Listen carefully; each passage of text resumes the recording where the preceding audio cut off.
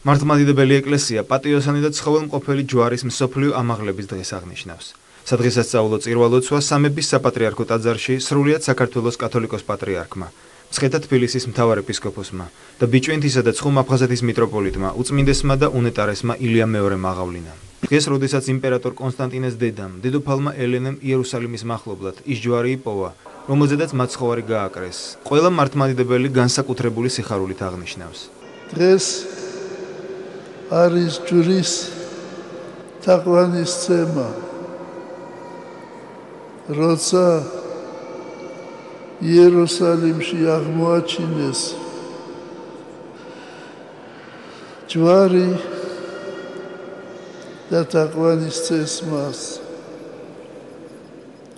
იქ იყო სამი ჯვარი, ორი ავაზაკის და ერთი მაცხოვრის.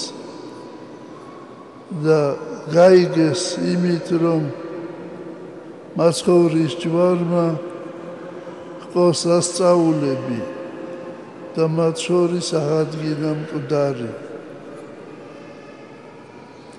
და იმის შემდეგ ეს სასწაულთმოქმედი და თაყვანისცემი ჯვარი არის სათაყვანებელი. ადრე იყო ის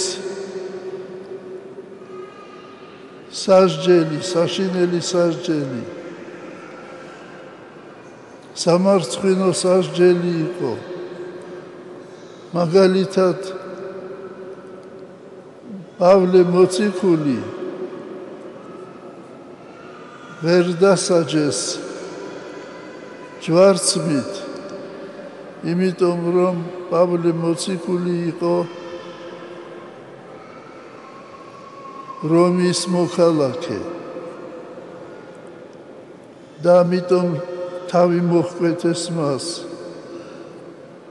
რომაელების გაგებით თავის მოკვეთა უფრო საპატიო იყო ვიდრე ჯვარცმა. პეტრე მოციქული ჯვარს აცვეს და პეტრე მოციქულმა სთხოვა თავის ჯალათებს, რომ მე ღირსი არა ვარ, ისე გამაკრათ, როგორც მაცხოვარიო, თავდაღმა გამაყარითო. დიდება უფალო ჯვარსა შესაპატიოსანსო. ჯვარი არის ფარველი ქვეყნისა, ფარველი ჩვენი ქვეყნისა, ჩვენი ეკლესიისა, ჩვენი ხალხისა. წმინდა ადგილი, სადაც იესო ქრისტე ჯვარზე გააკრეს, 3 საუკუნის შემდეგ დავიწყებული იყო და კერპთაყვანის მცემელთა სალოცავად ქცეული იყო. იმპერატორ კონსტანტინე დიდის დედამ, დედოფალმა ელენემ გადაწყვიტა მოეძებნა ეს ადგილი და ის ჯვარი, რომელზეც მაცხოვარი აცვეს. დედოფალმა და მისმა მხლებლებმა მიაგნეს კიდეს გოლგოთას და მიწაში დაფლულ 3 ჯვარს, მაგრამ არ იცოდნენ, რომელი იყო ის სიწმინდე, რომელზეც იესო ქრისტე გააკრეს. ყველა ვიცით მაცხოვრის ჯვარს ჰქონდა დაფა, რომელზეც ეწერა იესო ნაზარეველი მეოფე ჰურიათა და ეს დაფა მომძვრალი იყო. და ამიტომაც ახალ გარდაცვლის მიადებენ ამ ჯვრებს და ერთ-ერთი ჯვარი მოახდენს სასწაულს და აღადგეს. რის შემდეგაც დარწმუნდებიან, რომ ეს არის ის ჯვარი, რომელზეც იესო ქრისტე გააკრეს. შემდეგ საყოველთაოდ აღამაღლებენ ამ ჯვარს და ამ დღიდან მოდის ჯვრის თაყვანისცემა, ანუ ჯვართ ამაღლება. დაკავშირებულია, რა თქმა უნდა, წმინდა მოციქულთა სწორ დედოფალ ელენესთან და კონსტანტინე დიდთან.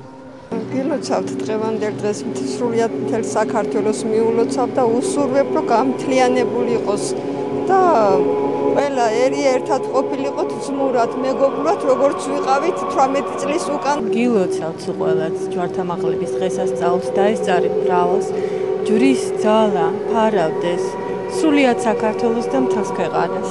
ზუსტად 18 წლის წინ დღევანდელ დღეს სოხუმი დაეცა. კათოლიკოს პატრიარქმა ამ ტრაგედიის მიზეზებსა და შედეგებზე კიდევ ერთხელ ისაუბრა.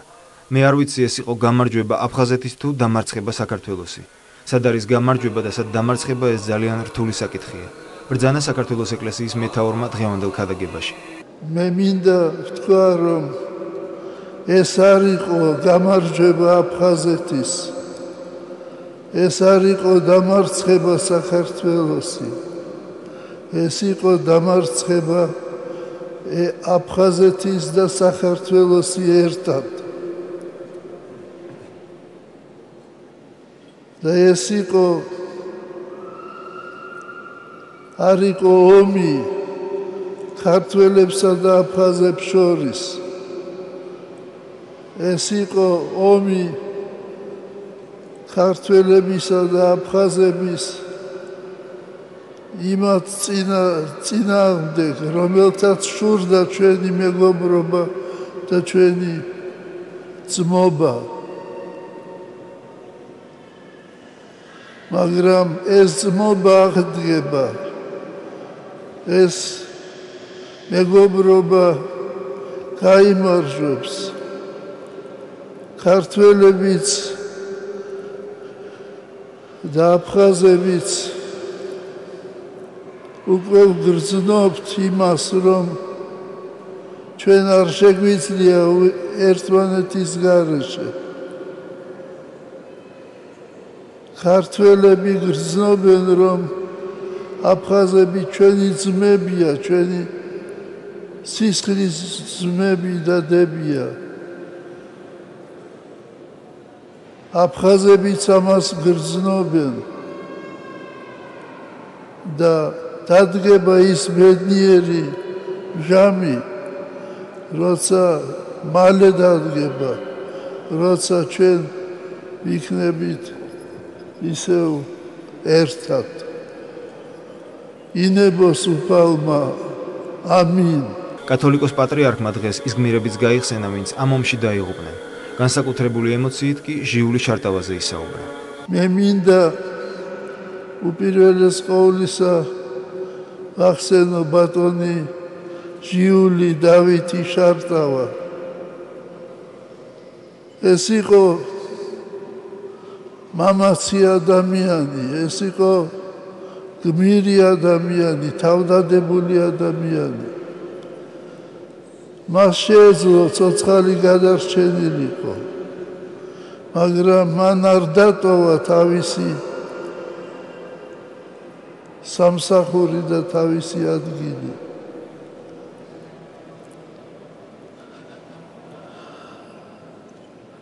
ქუთაისის მიტროპოლიტი კალისტრატე და ქალაქის მეთაური იმ წინა დღეს ჩავიდნენ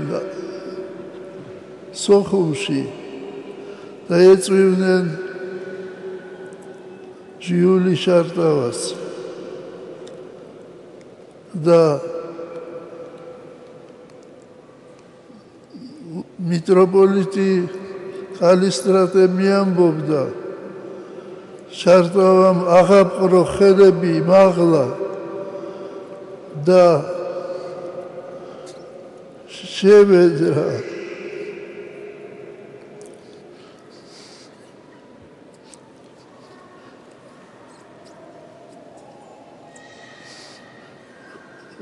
ღმერთს, რომ მე დამსაჯე და საქართველო გადაარჩინეო და ეს ახსოვდა. მსახურების დასრულების შემდეგ სრულიად საქართველოს კათოლიკოს პატრიარქმა, მცხეთა თბილისის მთავარეპისკოპოსმა და ბიჭვინთისა და ცხუმ-აფხაზეთის მიტროპოლიტმა, უწმინდესმა და უნეტარესმა ილია მეორემ სასულიერო პირებით დააჯილდოვა. დაალოცა მახათას მთაზე არსებული ივერიის ღვთისმშობლის ხატის სახელობის ტაძრის სამრევლო სკოლაც. სრულიად საქართველოს კათოლიკოს პატრიარქმა, მცხეთა თბილისის მთავარეპისკოპოსმა და ბიჭვინთისა და ცხუმ-აფხაზეთის მიტროპოლიტმა, უწმინდესმა და უნეტარესმა ილია მეორემ დღეს მცხეთის ჯვრის მონასტერში აფხაზეთში დაღუპულთათვის პანაშვიდი გადაიხადა. ჩვენ მოვიხსენებთ არა მარტო ქართველებს, არამედ აფხაზებსაც, აღნიშნა კათოლიკოს პატრიარქმა ქადაგებაში. საქართველოს ეკლესიის მეთაურმა ღმერთს განსაკუთრებულად იმათი სულები შეავედრა, ვინც ამ ომში გმირულად დაეცა. ყოველ წელს 27 სექტემბერს კათოლიკოს პატრიარქი ამ ომში დაღუპულთათვის პანაშვიდს იხდის. ჩვენ უნდა წამდეს, უნდა გვიყვარდეს, უნდა იმედი გქონდეს ჩვენი მომავლისა. ჩვენ უნდა ვიცოდეთ, რომ უფალი ჩვენთანაა, უფალი იფარავს საქართველოს. დღეს მე ტაძარში ვთქვი, სამების ტაძარში, რომ წუხარება და სიხარული სად იწყება და სად თავდება, ვერავინ ვერ გაიგებს. ღვთის განგება ასეთია. და აფხაზეთის ტრაგედია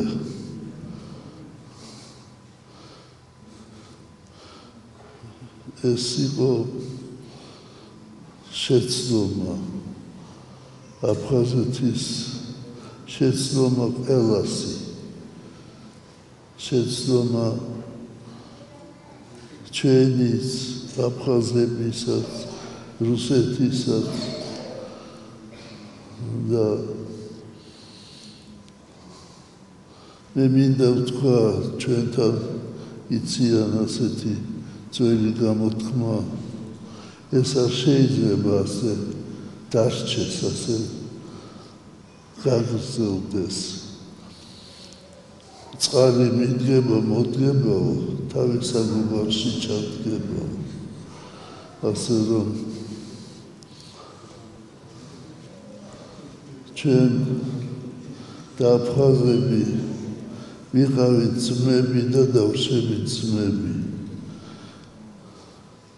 ჩვენ და აფხაზებს არ შეგვიძლია ერთმანეთის გარეშე ცხოვრება. აი ახლა წამოსვლის დროს საპატრიარქოში მოიტანეს უკვე ძეგლები, ისეთი მაკეტები ძეგლების, ქართველების და აფხაზების მეგობრობის.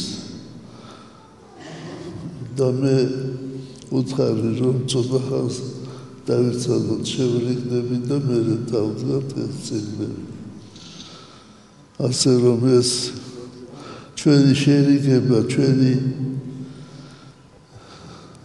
გადახვევა, ჩვენი ერთმანეთის სიყვარული, ეს გარდაუვალია და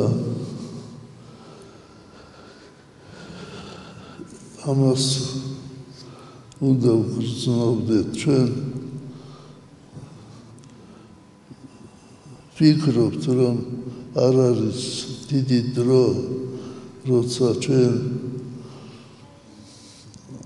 აფხაზები და ქართველები ილგურთან გადავეხვევით ერთმანეთს, ილგურის მდინარესთან.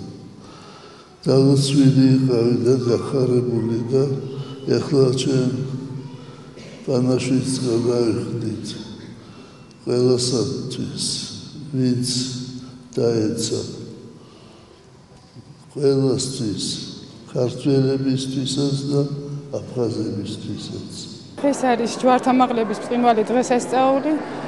ყველა ქართველ მართლმადიდებელ ხალხს ვულოცავ დღევანდელ დღეს, ვუსურებ კარგად ყოფნას, ღვთის წყალობას. რა ვიცი, კარგად ყოფნას დღევანდელ დღეს ამოვედით მცხეთაში, ჯვრის მონასტერში, იმყოფებოდა პატრიარქი, ჩაატარა პანაშვიდი მიცვალებულების ხროვნისადმი მიძღვნილი და რა ვიცი, მოვედით, დავესწარით და ძალიან კმაყოფილები და სავსეგულებით მივდივართ აქედან. 27 სექტემბერი საქართველოს უახლეს ისტორიაში ერთ-ერთი ტრაგიკული და ყველა ქართველისთვის მტკივნეული დღეა. ზუსტად 18 წლის წინ საქართველოს ტერიტორიული მთლიანობისთვის ბრძოლა, რომელიც 13 თვესა და 13 დღეს გაგრძელდა, სოხუმის დაცემით დასრულდა. ომმა აფხაზეთში 15,000-მდე ქართველი სიცოცხლე შეიწირა. 300,000 ადამიანი დევნილად იქცა. სოხუმის დაცემის დღეს რუსმა ოკუპანტებმა აფხაზეთის უზენაესი საბჭოს თავმჯდომარე ჟიული შარტავა სხვა ქართულ მეომრებთან ერთად დახვრიტეს. 29 სექტემბერს საბრძოლო მოქმედებები შეწყდა ოჩამჩირეში. 30 სექტემბერს კი მასთან ერთად გალით დაეცა, რითაც აფხაზეთი მთლიანად ოკუპანტების ხელში გადავიდა. დღეს დილიდან აფხაზეთში დაღუპულ გმირთა მემორიალთან უამრავმა ადამიანმა მოიყარა თავი. დაღუპულთა ოჯახის წევრებმა, პოლიტიკოსებმა, ცნობადმა სახეებმა და რიგითმა ადამიანებმა, რომელთათვისაც ეს დღე 18 წლის შემდეგაც ასევე მტკივნეულია. პატივი მიაგეს დაღუპულთა სულებს და გმირთა მემორიალი გვირგვინებით შეამკეს.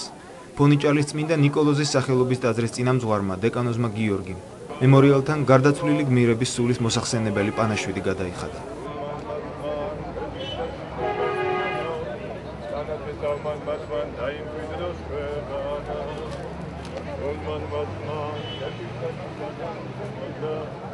ჩვენ თვალწინ გაიარა და ჩვენ თვითონ ვიყავით ამის მონაწილეები დაცემით და შემდეგ ეს ყველაფერი, მაგრამ მაინც დაიფარა ჩემი ქვეყანა ჯვარმა და მე მგონი ისევ ჯვრის მადლითა და წყალობით აღწება ჩვენი ერთიანობა აფხაზეთის და ჩვენი ქვეყნის ერთიანობა.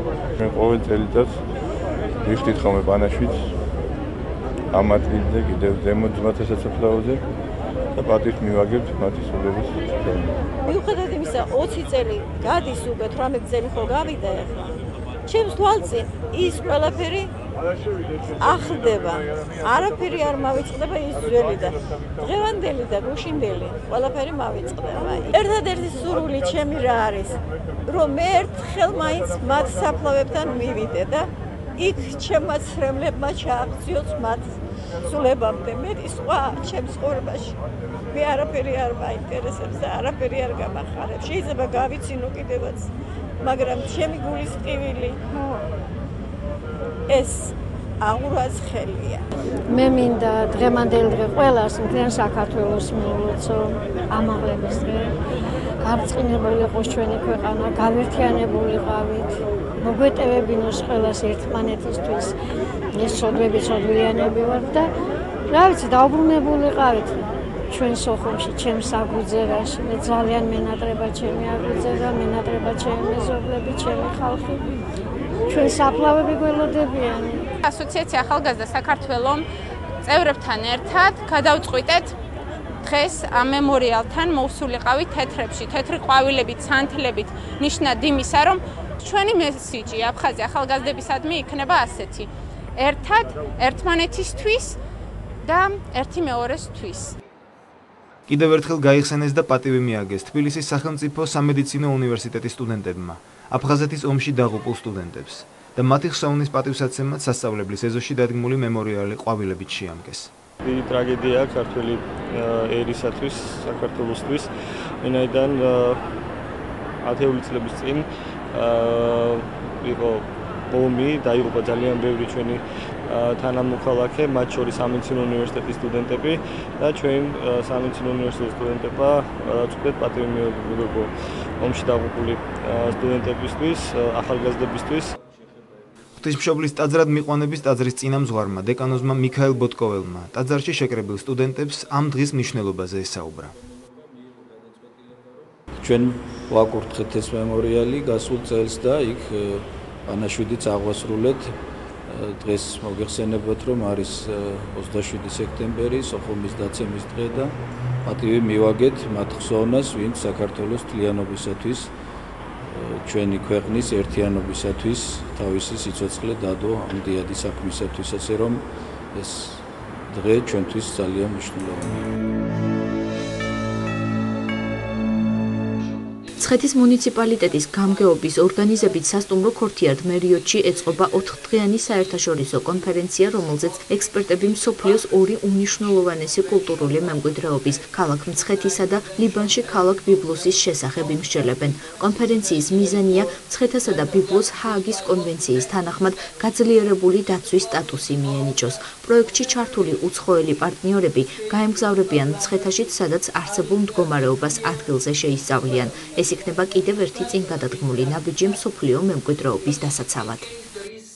ეს არის შეხვედრა საქართველოში, უკვე იყო ლიბანში შეხვედრა, ალბათ ოქტომბერში კიდე იქნება ლიბანში ესეთი მუშა შეხვედრა.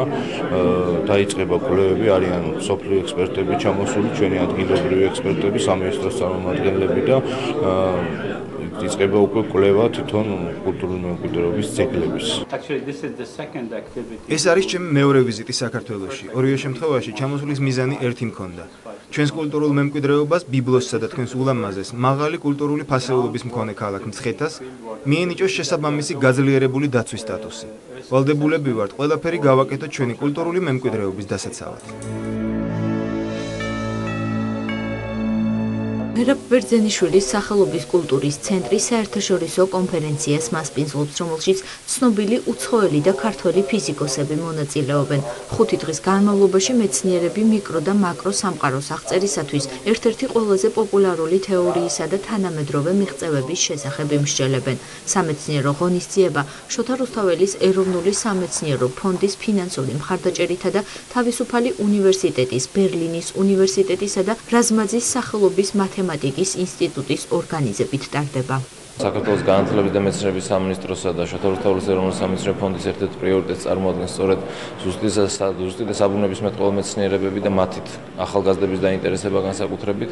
ამგვარი სამეცნიერო ღონისძიებები ხელს უწყობს სწორედ ქვეყანაში ამ მიმართულებით მეცნიერების კიდევ უფრო განვითარებას, საქმიანი კონტაქტების დამყარებას ჩვენს მეცნიერებსა და უცხოელ მეცნიერებს შორის. საქართველოში მოქმედი სემინარები თითქმის აღარ არის. მეცნიერების გარეშე, სემინარების გარეშე მეცნიერება არ არსებობს. ერთი რაც დამაიმედებელი რაც არის, რამოდენიმე უმაღლეს სასწავლებელში გაიხსნა ფიზიკის ფაკულტეტი. კერძო თავისუფალ უნივერსიტეტში მაგალითად, სადაც მოვიდნენ გამორჩეული ბავშვები. მე ზოგიერთს ვიცნობდით ოლიმპიადებიდან, ზოგიერთს უკვე შევხვდით და ეს იმედს იძლევა. ბავშვებსა და მოზარდებში ჯანსაღი და უსაფრთხო ცხოვრების წესის დანერგვის მიზნით განათლების სამინისტრო აქტიურ მუშაობას იწყებს. უწყების წარმომადგენლები შესაბამის ორგანიზაციებთან ერთად საკითხის საერთო სტრატეგიაზე მუშაობენ. საქართველოს განვითარების სააგენტოსთან ალიანსი ჯანსაღი და უსაფრთხო სკოლა განათლების უწყებამ თანამშრომლობის მემორანდუმი გააფორმა. ადაპტირებული სასწავლო მასალების შექმნა, პედაგოგებისთვის მეთოდოლოგიის შემუშავება, შეხვედრები სკოლებში, მხარეების განცხადებით ეს იმ აქტივობების მცირე ჩამონათვალია, რომელსაც ხელშეკრულება ითვალისწინებს. პოპულარიზაცია სხვადასხვა ფორმით მოხდება.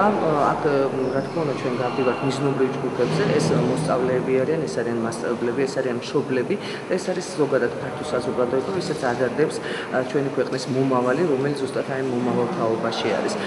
ამიტომ იქნება ეს სატელევიზიო დებატები, იქნება ეს კონკრეტული შეხვედრები კონკრეტულ სკოლებში პედაგოგებთან და მშობლებთან, მასალის შემუშავება და დარიგება, ინფორმაციის ხელმისაწვდომობა. პირველი ეტაპი შესრულდა და მივაწოდეთ სამინისტროს სტრატეგიული ელემენტები ჯანსაღი და უსაფრთხო სკოლის, ეს არის პოლიტიკური დოკუმენტები, შემდეგ სასწავლო გეგმაში შეტანილი ცოდნა დონის მიხედვით, ფსიქოემოციური გარემო სკოლაში, ფიზიკური გარემო, შენობა ნაგებობები და სამედიცინო მომსახურება. ეს მეორე ეტაპი უკვე არის სასწავლო გეგმაში შეტანილი ელემენტები ასაკის მიხედვით პერმანენტულად ბავშვებს, მშობლებს და საზოგადოებას მიეწოდოს.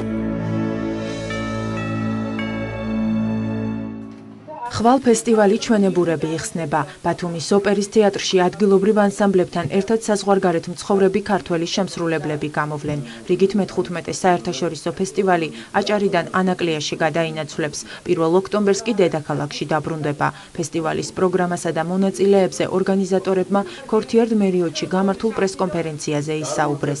არა მარტო ეთნიკურად ქართველები მონაწილეობენ ხოლმე ჩვენ ფესტივალებში, როგორც წესი ჩვენ გვყავს ძალიან ბევრი მეგობარი სხვადასხვა ქვეყანაში, რომლებსაც ასევე უყვართ ქართული პოლიფონია, უყვართ ქართული ცეკვა და ესენი სიამოვნებით სწავლობენ და მღერიან ჩვენ სიმღერებს, არიან ჩვენი დიდი მეგობრები. სწორედ მუსიკა და ეს ჩვენი კულტურა გვამეგობრებს ჩვენ მათთან. ჩვენ ძალიან გავნიცეთ, იმიტომ პირველად ვარ ჩამოსული ანსამბლით, ბავშვები ისეთ ფიქრში არიან, რომ რა მოცეკვაებს შეხვდებიან, რანაირ ცეკვებს და ძალიან გავნიცდით და რა ვიცი, მე მგონი ყველაფერი კარგად იქნება, იმედი მაქვს. დღესვე კულტურისა და ძეგლთა დაცვის სამინისტროში ისრაელიდან ჩამოსულ ანსამბლ ბერშევას ხალხური ცეკვის ფორმები გადაეცა. როგორც დიასპორის საკითხებში საქართველოს სახელმწიფო მინისტრმა განაცხადა, ანალოგიური ინვენტარით კიდევ 7 ანსამბლი აღიჭურვება. ქართული ანსამბლების საზღვარგარეთ არ არის უბრალოდ ანსამბლი, არამედ ეს არის კერები, რის გარშემოც ერთიანდება ქართული დიასპორა, რის გარშემოც ტრიალებს იქაური ქართული სული, ესე ვთქვათ. ჩვენ გვაქვს წლევანდელი პროგრამა კულტურის სამინისტროსთან ერთად ვაძლევთ 7 ანსამბლს მთლიანად აღჭურვილობას, კოსტიუმებს, ინსტრუმენტალიებს. ეს ყოველ წელს კეთდება, წლევანდელი ეს ერთი ნაწილი არის მხოლოდ. ეს გახლავთ კიდევ ერთი პოპულარიზაცია როგორც საქართველოსი, ასევე ქართული კულტურის, ქართული ტრადიციების, ქართული ეთნოგრაფიის მომავალშიც გავაძლევთ ფესტივალი ჩვენებურებისთვის მხარდაჭერას, ასე რომ ეს ჩვენთვის არა თუ მნიშვნელოვანი, არამედ პრიორიტეტული საკითხია. ფესტივალი სრულიად საქართველოს კათოლიკოს პატრიარქის მცხეთა-თბილისის მთავარეპისკოპოსის, ცხომ-აფხაზეთისა და ბიჭვინთის მიტროპოლიტის, უწმინდესისა და უნეტარესის ილია მეორის ლოცვა-კურთხევით ტარდება. ჩვენებურები 2 ოქტომბერს მთაწმინდის პარკში საზეიმოდ დაიხურება.